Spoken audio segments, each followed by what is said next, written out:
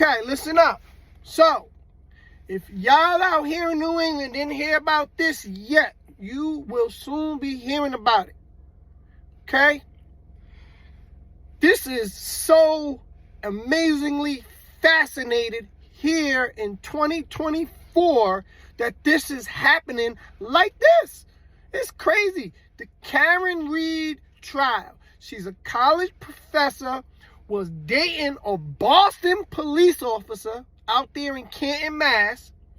And suddenly, after a night out of certain levels of all police people that work together and retired, etc., for decades, guy invites everyone back to his house, after party, cold, wintry, snowy, blizzard night in Boston, and suddenly the Boston police officers found dead.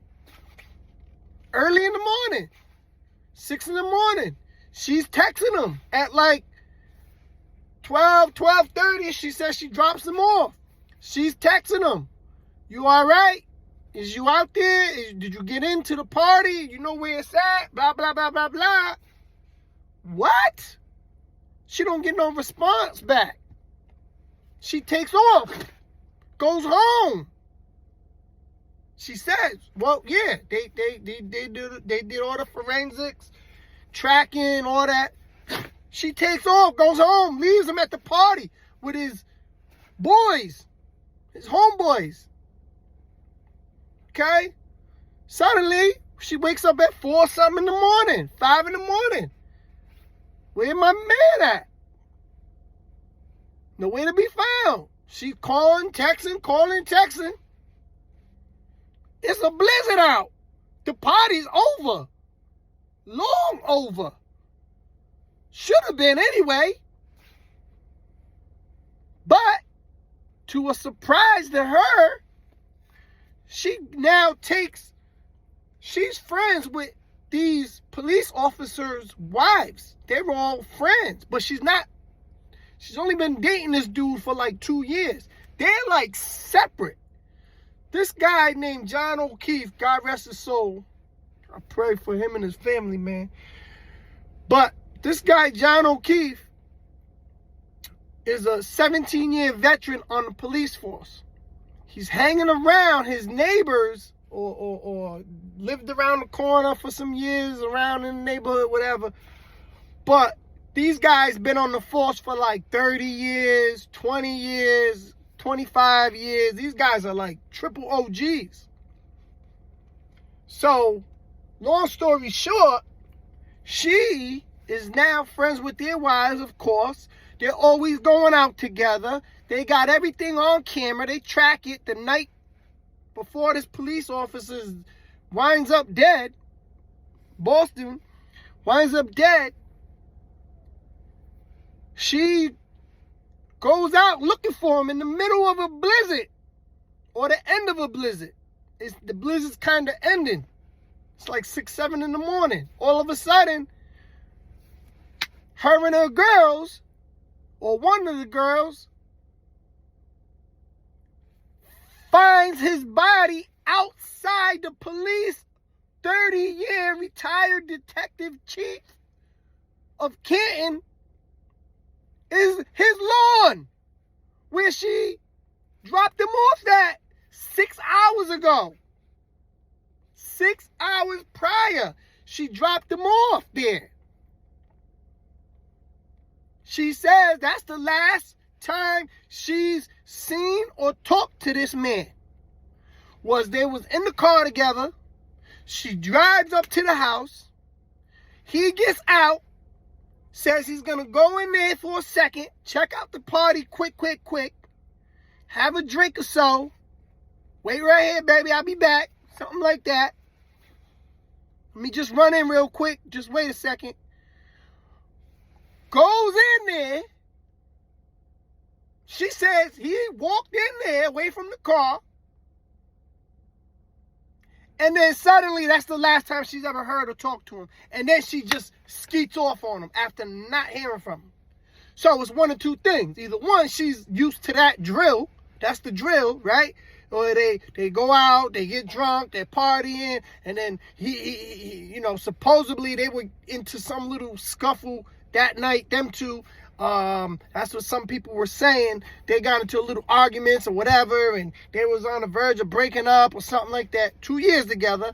And then something else was funny, because they were together before the 2 years. They kind of rekindled their relationship. They were together, and then they broke up, and then they just got back together. And then all these people that were at this party was like, nah, they seem happier than they've ever been. This is in court. These people, they got a whole family tree. From the top is the 30-year police veteran that owned the house. The mother, the father, they're called the McCabe's. Albert McCabe or something like that. I don't know. But the McCabe's, 30-year police chief, a detective, retired now, wifey, in-law, brother, okay, neighbor, wifey, in-laws, grown up together, 30 years, worked together, etc., etc. Now, all of a sudden, dude's found dead on the lawn, 6 in the morning. They say now, after she pulls up herself, she's in the back seat of her SUV, a Lexus SUV. They're driving around town. Not really driving around town, but she has her friend, one of her friends, who's married to one of the police officers who's they were there at the party too that night. And they were all out together that night partying in little bars out there in Canton. And she has her girl driving her around. She's looking, and she sees the body on the lawn. But the crib is like here, and the body's like the crib's like here, and then the body's like way over here, down the end of the outside the end of the lawn, near the curb. 6'2" body. John O'Keefe laying out there on the lawn. Then she calls the 911. She's bugging. Oh my God. First responders show up. Who's that? Firemen. Let me rephrase that. Firewoman. That's the secret. Firewoman. She shows up. She knows this house. This is one of her good friends. She went to grade school, high school, partied after post-secondary school, college, whatever. She's a firewoman now. She arrives at this guy's house, the police officer, 30-year, because she's friends with his daughter. But she's also friends with the wifey, who she was in the car with when she found the body. I'm sorry. They were friends with the wifey, so-called. Like, they hung out here and there. But the girl is a firewoman. She's connected to the person who owns that house. For years, a little girl growing up, she's friends with his daughter, like this. She tells and writes in her report, she tells the other responders that it's a domestic violence incident, and that the girl, Karen Reed, had a glass from the bar that she took out, threw it at him, busts him in the head, and that's a domestic violence. And why this dude's out here laying on the lawn, been out there for 6 hours in the cold,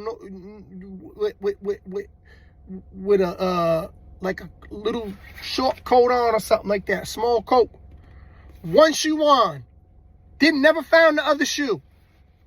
One shoe on, never found the other shoe. Okay, she tells when she arrives on the scene. She's the first responder, ambulance woman. She says she don't make a report now. She waits 24 hours later, the next day, until she sees her superior fire chief to now file a report about what she witnessed on that scene. She pulls up, she sees the dead body, blah, blah, blah, blah, blah. She tries to give him medical attention. He starts going into convulsions and foaming at the mouth and seizures, etc., and then ends up dying. Right there on that lawn, he dies.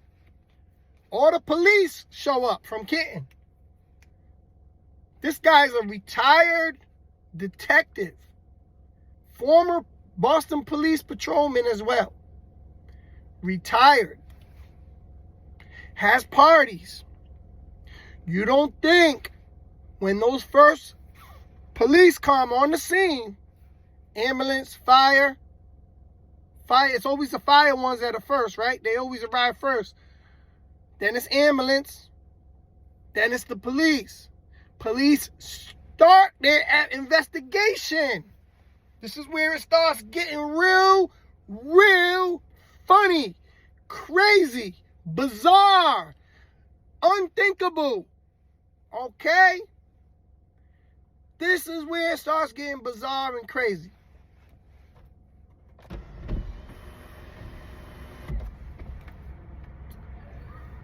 They start doing a little rinky-dink investigation right there on the spot, which the law is, if there's a body anywhere, it's a crime scene. Immediately, it's a crime scene, and the professional crime scene investigators come out immediately to extract or gather all evidence, possible evidences, DNAs, etc., etc. These guys, ironically, don't do that. The police officers, they start investigating it themselves. Never mind the policewoman who's friends with the guy who owns the house, daughter, grew up with that family, knowing that family, going over his house and parties all the time. Y'all know how that is. Friends is like family more than family could be like family. They close. And she tells them at the scene, this was a domestic between the woman and the man. The woman's like 5'3", skinny, 100 pounds. This policewoman says she did it. She had a glass. I saw a glass outside on the lawn. Picked it up. They extracted it, whatever. The police now extracted it as evidence. The bottom of the glass, though. You know those white glasses that they pour the drinks in? They're tall, but the bottom is really thick and hard. So they find that, and the firewoman, on the scene, verbally says to the police who arrived, this was a domestic. Meanwhile, the homeboy's girl is bugging out, going crazy. Can't believe what she see her man out there. Oh my God, oh my God, oh my God. Some time goes on. They all start talking. It's all being cameras recording, car dash recording. Suddenly, like an hour or something goes by, they done shipped the body off in the rescue into the ambulance. The policewoman arrives to the hospital, tells them this seemingly concocted alleged story where the domestic was between the little old girlfriend, where she done took a glass bottle and threw it at him in the face. He falls down on the lawn in the snow, and then it starts snowing like a blizzard, 7-8 inches, and nobody could find him for like 5.5, 6 hours. But then the girlfriend comes up and finds him, along with the policewoman, firewoman who arrives on the scene first. She's number one person on the scene. Okay, this is where it gets funny now. Stay with me. Now, they start talking to this lady, Karen Reed, who is the girlfriend of this Boston police officer whose body is now dead at the scene. She starts going crazy, saying, oh my God, I hit him. I must have hit him. How did this happen? I must have hit him and not know it. Now, this is where it gets even more funnier. From that dumb little comments, which is why people, let me skirt. They always tell you, you have the right to remain silent. Anything you say can and will be used against you in the court of law. This is where it gets funny. So she's over there with the girls and the ambulance people. Mind you, this guy who's been a police officer for 30 years and a detective for 30 years doesn't hear nothing, doesn't see the lights, him and his wife and kids. Nobody sees these lights out there at 5:30, 6 in the morning. All this commotion with the ambulance, fire trucks, and police out there. They're in the house sleep. Then they knock on the door upon their investigation. The 30-year policeman says, I don't know anything. Oh, I know who he is. Yeah. He was actually, we were with him last night at the bar, and I invited everyone to come back to my house, but I went upstairs, me and my wife, and we went to sleep. The wife supposedly had a migraine headache or something. So they're in the house sleep or whatever. The husband's in the bedroom,